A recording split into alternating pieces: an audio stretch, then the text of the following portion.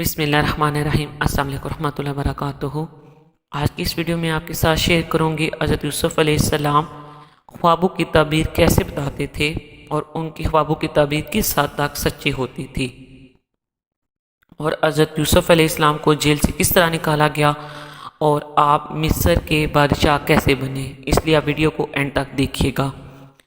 حضرت یوسف علیہ السلام کے ساتھ جب انہیں جیل میں ڈالا گیا تو ان کے ساتھ دو نوجوان جیل میں داخل کیے گئے۔ یہ دونوں مصر کے بادشاہ کے ملازم تھے۔ ان میں سے ایک بادشاہ کو شراب پلانے والا تھا اور دوسرا روٹی پکانے والا تھا۔ ان دونوں پر بادشاہ کو زہر دینے کا الزام تھا۔ بادشاہ کو شراب پلانے والے نے خواب دیکھا کہ بادشاہ کے لیے شراب بنا رہا ہے، جبکہ دوسرے نے خواب میں دیکھا کہ بادشاہ کے لیے روٹیاں پکا کر سر پر رکھے ہوئے ہیں اور پرندے اس کے سر پر سیب پر نوچ کر کھا رہے ہیں۔ دونوں نے حضرت یوسف علیہ السلام کو خواب سنائے اور ان سے ان کی تعبیر پوچھی۔ حضرت یوسف علیہ السلام نے ان دونوں نوجوانوں کو تسلی دی اور کہا کہ میں تمہیں تمہارے خوابوں کی تعبیر بتاتا ہوں، اور اس موقع سے فائدہ اٹھاتے ہوئے حضرت یوسف علیہ السلام نے دونوں نوجوانوں کو توحید یعنی کہ اللہ تعالیٰ کے ایک ہونے کی دعوت دی اور شرک سے بچنے کی دعوت دی۔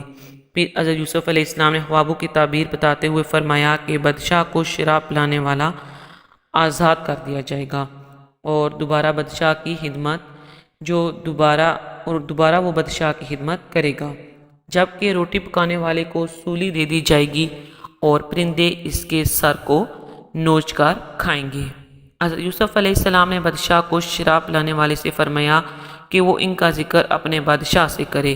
وہ اپنی نوکری پر بحال ہو گیا، لیکن وہ اپنے حضرت یوسف علیہ السلام کا ذکر بادشاہ سے کرنا بھول گیا۔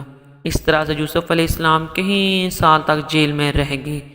حضرت یوسف علیہ السلام کی زندگی کا جو دور ابھی تک میں نے آپ کے ساتھ ڈسکس کیا ہے وہ تمام کا تمام تکلیفوں سے بھرا ہوا ہے، لیکن ان تکلیفوں میں حضرت یوسف علیہ السلام نے صبر سے کام لیا، اللہ تعالیٰ کی رضا پر راضی رہے، اس کے حکموں کو پورا کرتے رہے اور کبھی بھی زبان پر شکایت نہ لائے، جس کے نتیجے میں اللہ تعالیٰ نے انہیں زبردست عروج عطا فرمایا۔